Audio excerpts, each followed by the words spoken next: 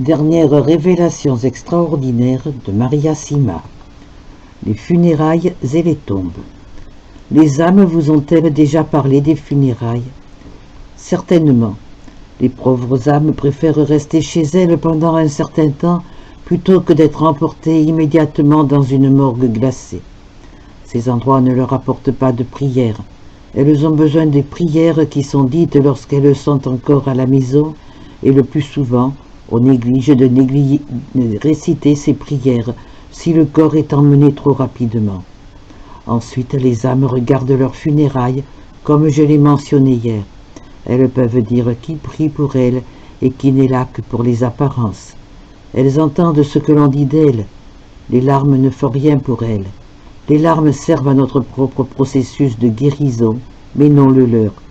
Les funérailles devraient rester simples et se dérouler dans l'amour et la sincérité. Qu'est-ce qu'elle pourrait ne pas aimer dans les funérailles d'aujourd'hui? Elle n'aime pas que l'on dise sur elle des mensonges, même si la vérité n'est pas toujours belle à entendre. Les panégyriques doivent être honnêtes si nous voulons les aider dans leur voyage. La famille devrait reconnaître et confesser les péchés de cette âme et les apporter à Jésus dans la prière. Et les âmes n'aiment pas les funérailles pompeuses. Elles n'aiment pas la crémation et ne veulent pas non plus que leur reste soit donné ou vendu à la science ou aux hôpitaux. Répandre les cendres du haut désert ou les jeter dans l'océan est un geste ridicule qui ne leur fait aucun bien.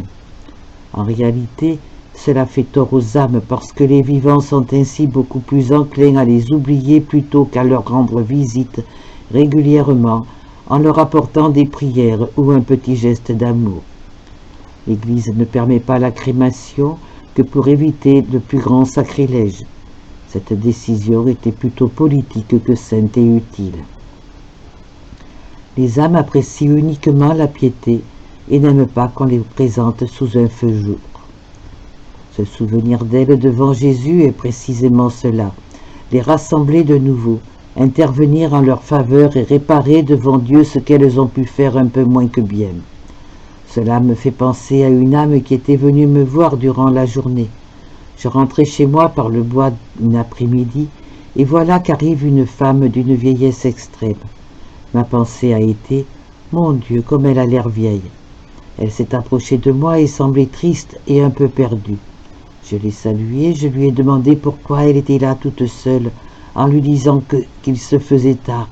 Elle m'a répondu « Personne ne s'occupe de moi, personne ne veut m'accueillir et je dois dormir dans la rue. » Je me suis dit « Elle doit être un peu folle. » J'ai réfléchi un instant, puis je lui ai proposé de venir chez moi, en pensant que si elle devait m'embêter, ce ne serait pas pour longtemps.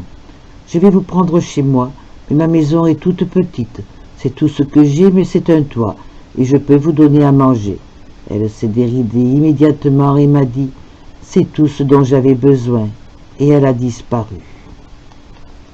J'ai appris plus tard qu'à un moment de sa vie, elle avait refusé d'aider quelqu'un qui était vraiment dans le besoin et qu'elle devait ainsi rester au purgatoire jusqu'au jour où une autre personne l'accueillerait.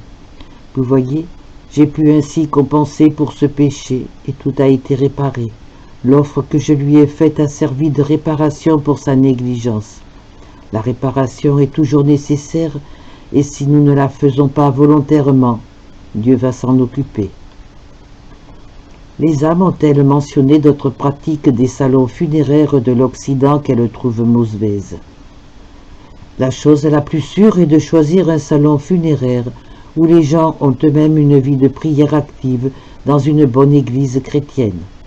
Cela vous assurera que rien de profane n'arrive au reste des êtres qui vous sont chers. Et ont-elles dit quelque chose concernant l'entretien de la tombe après les funérailles? Cela aussi est très important. Elle devrait être humble et entretenue avec amour. Il faudrait l'asperger régulièrement avec de l'eau bénite et en y faisant brûler un cierge béni. Les pauvres âmes en ont besoin et aiment beaucoup cela. Elles voient les visites qu'on leur fait, naturellement, et ces visites les aident beaucoup plus que nous ne pourrions l'imaginer. Il y a aujourd'hui des cimetières où, parce que c'est plus pratique, On enterre la plaque commémorative afin de pouvoir tondre le gazon plus facilement en passant par-dessus. C'est de la paresse et un manque d'amour de la part de la famille, et ces âmes auront à souffrir plus longtemps que si la famille était allée elle-même s'occuper de leur dernière demeure. Le plus petit geste les aide et en retour nous profitent également, car elles sont alors beaucoup plus disposées à intervenir en notre faveur lorsque nous avons besoin d'assistance ou de protection. Même si nous choisissons de laver les fenêtres par amour pour elles, cela leur fait beaucoup de bien. Et combien de temps faudrait-il entretenir les tombes? Nous devrions, je crois, continuer à les entretenir pendant au moins 3 générations. Je dis cela parce qu'on lit dans la Bible que les péchés des pères retombent sur leurs enfants jusqu'à la 3e et la 4e génération, de sorte que nos prières devraient traverser les générations et ne pas se limiter à celles que nous avons personnellement connues. C'est très bon d'emmener les enfants à s'intéresser à leurs grands-parents et à leurs arrière-grands-parents. Ces choses-là font à tous le plus grand bien. Cela leur montre une voie et une unité. Je crois que cela désoriente beaucoup dans la société moderne lorsque les familles déménagent souvent dans le seul but de gagner plus d'argent ou d'avoir une plus grosse maison. Savons-nous réellement que nous sommes tous appelés à un certain moment à revenir chez nous? Satan éparpille les familles dans toutes les directions, dans la même génération aussi bien qu'entre les générations.